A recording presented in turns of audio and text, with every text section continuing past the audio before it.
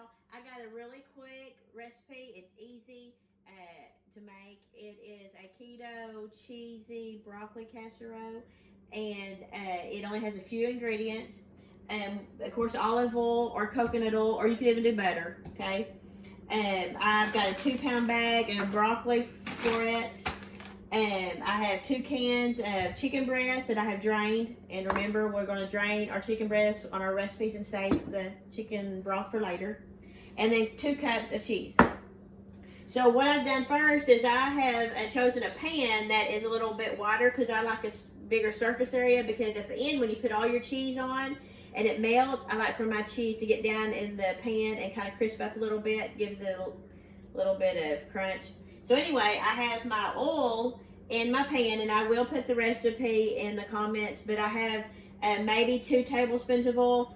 Y'all, it doesn't have to be hard. 2 tablespoons of oil, 3 tablespoons of oil, whatever you want. And the same with butter or coconut oil. It just depends on if you want more calories, more good fats, or less. Okay, so I have about 2 tablespoons.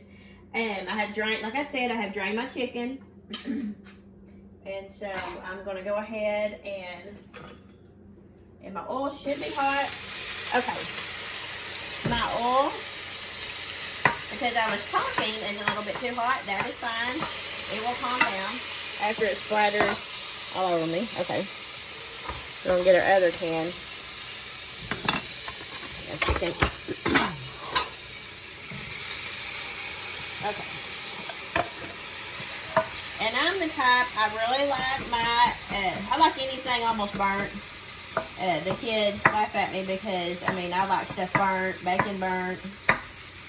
And so what I'm going to do is, I'm going to let this saute in this olive oil. Kind of break it up a little bit. Okay, so I had it on medium heat. Break that up. I'm going to go ahead and pepper. I like a lot of pepper.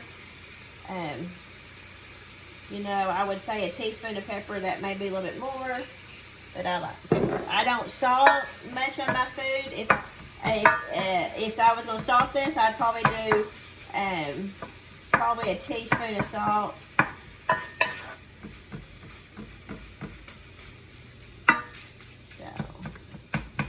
Okay. Normally, what I would do is I would let this brown a little bit, because I like my food brown, almost black. I would let it brown a little bit, but to save on time for everybody having to watch, I'm just gonna, and it's fully cooked, so it doesn't have to brown. Okay, so we got that, and then what I would do is I'm gonna take these 2 pounds. And it doesn't have to be exact. I mean, if you want less broccoli, more chicken, you could add enough, I'm gonna put this broccoli in here. Okay. And then what I'm going to do is, since the broccoli is frozen, that moisture should come on down, and so you shouldn't have to add any water or any chicken broth or anything like that. I'm gonna go ahead and put the lid on it and let this simmer.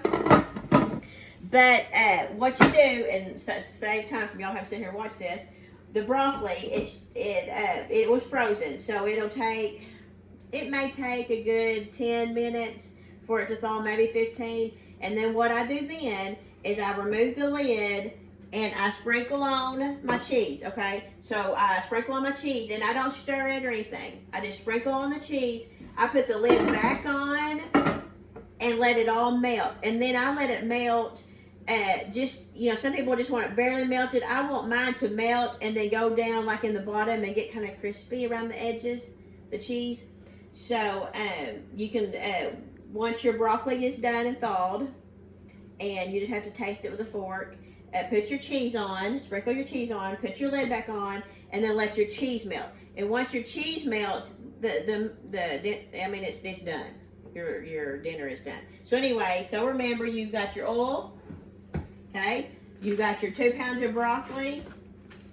I done 2 cans of chicken breast, and then I did 2 cups of cheese, and then salt and pepper. Okay.